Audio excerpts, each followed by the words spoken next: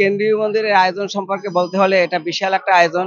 আমরা 2009 সালে এই মন্দির প্রতিষ্ঠিত করি এবং প্রতিষ্ঠা লগ্ন থেকে এখানে অনাড়ম্বরভাবে শারদীয় দুর্গোৎসব হয়ে আসছে। এখানে প্রচুর ভক্তের সমাগম ঘটে। এখানে পূজাটায় সকলেই স্বতঃস্ফূর্তভাবে অংশগ্রহণ করতে পারে। আর সেই সাথে এখানে যত ভক্তগণ আসবে তারা সকলেই সপ্তমী, অষ্টমী এবং নবমীতে মহাপ্রসাদের ব্যবস্থা করা থাকে। সবাই এখানে আনন্দ ভোগ করে এবং এখানে সকলের অংশগ্রহণ যোগ্য। আমরা সবাই স্বতঃস্ফূর্তভাবে অংশগ্রহণ করতে পারে যে কোনো অনুষ্ঠানে।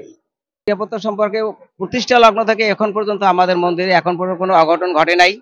তো আমরা অনেক সুন্দরভাবে এবং স্বাচ্ছন্দ্যের সাথে পূজা করে আসছি। আইন শৃঙ্খলা বাহিনী আমাদেরকে যথেষ্ট সাপোর্ট দিয়েছেন। বিশেষত এবছর আমাদের বাড়ির যে পরিবেশ রাস্তাঘাটের সুন্দর করে দিয়েছেন। চারিদিক দিয়ে রাস্তা বন্ধ করে দিয়ে ভক্তদের যাতায়াতের পথ খুব সুগম করে দিয়েছেন। তারা খুব আনন্দঘন পরিবেশে তারা পূজা মণ্ডপে ঢুকতেছে, যাচ্ছে এবং আসতেছে। আমরা মায়ের কাছে এটাই প্রার্থনা করি যে মা, তুমি এই ধরাধামে আসছো একটা বছর পরে, তুমি এই পৃথিবীর, এই বাংলার, এই জগতের যত নারী আছে, যত জগৎ আছে, সকলের মঙ্গল হোক। আমরা যত সুখ শান্তিতে এই পৃথিবীতে শান্তি শৃঙ্খলা ভাবে বসবাস করতে পারি, কোনো হানাহানি না ঘটে, রক্তপাত না ঘটে। মানুষ আমরা সবাই ভাই ভাই, হিন্দু মুসলিম বৌদ্ধ খ্রিস্টান, এর মধ্যে কোনো ভেদাভেদ নাই। আমরা ঐক্যের সাথে সবাই সাম্প্রতিকভাবে এখানে অনুষ্ঠান চালাই যেতে চাচ্ছি। মায়ের কাছে প্রার্থনা করছি এইটাই আমাদের যেন সুমঙ্গল বয়ে আনে। এইটাই বিগত দিনে দুর্গাপূজায় এর মধ্যে মাঝখানে একটা রাজনৈতিক কারণে যেটা এক বছর পূজায় খুব যথেষ্ট বিঘ্ন ঘটছিল, তারপর আমরা পূজা করে গেছি। তো আমাদের তেমন কোনো সমস্যা হয় নাই। তখনও আমাদের আইন শৃঙ্খলা বাহিনী সহায়তা করেছে। আইন শৃঙ্খলা ভাবে ভূমিকা যথেষ্ট ভালো।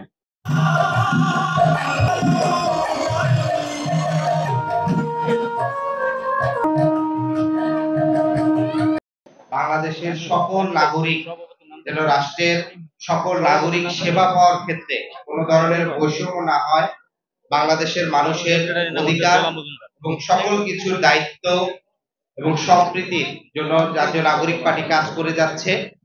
আমরা ইতিমধ্যে জাতীয় নাগরিক পার্টি সারা দেশে আমাদের সনাতন ধর্মাবলম্বী ভাইদের যে ধর্মীয় দুর্গোৎসব চলছে, আজকে মহানবমী, সেই নবমীতে আমাদের পক্ষ থেকে আপনাদেরকে জানাই আন্তরিক শুভেচ্ছা।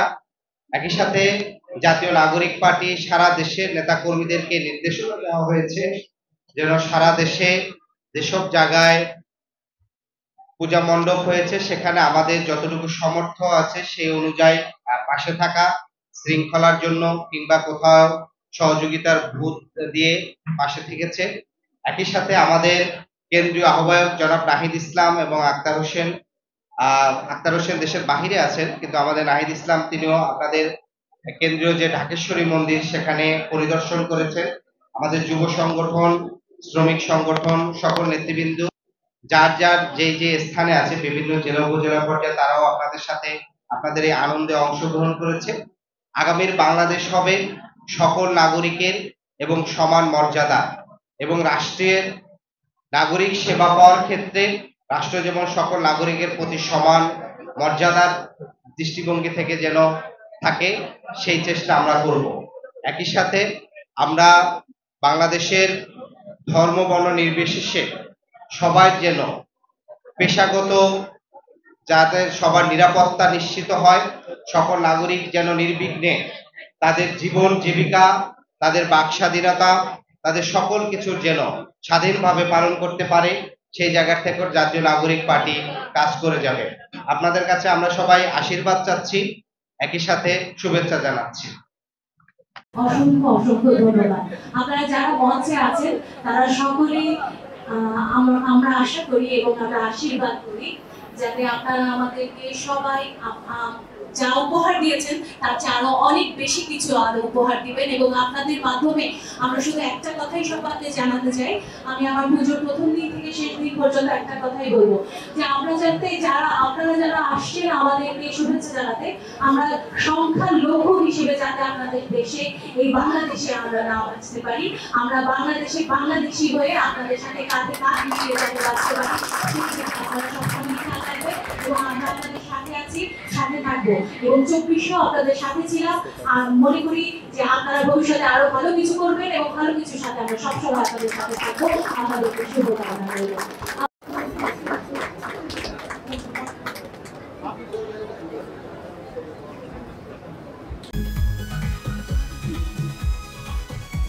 ওটা তো ওরা আসলেই জানতে পারবে, তাই না? শোনো, টাকা তো চাইছে, 10,000 টাকার শর্ট আছে, বুঝছো? ধন্যবাদ। কত টাকা শর্ট পড়ছে সেটা বল। 10,000 টাকাই শর্ট আছে। আচ্ছা, সেটা মাথা ছুঁয়ে বলো। মাথা কি হবে? কি হলো? চুপ করে আসছো কেন? ভণ্ডামি, টাউটামি, জায়গা পাও না তুমি? তুমি কি জীবনে ভালো হবে না? শোনো, ভন্ড আর টাউট বলবা না, আমার ইগোতে লাগে। তুমি ওইটাই। ঠিক আছে, ভণ্ডামি টাউটামি মানুষ করে, কিন্তু গার্লফ্রেন্ডের সাথেও কোনো কথা?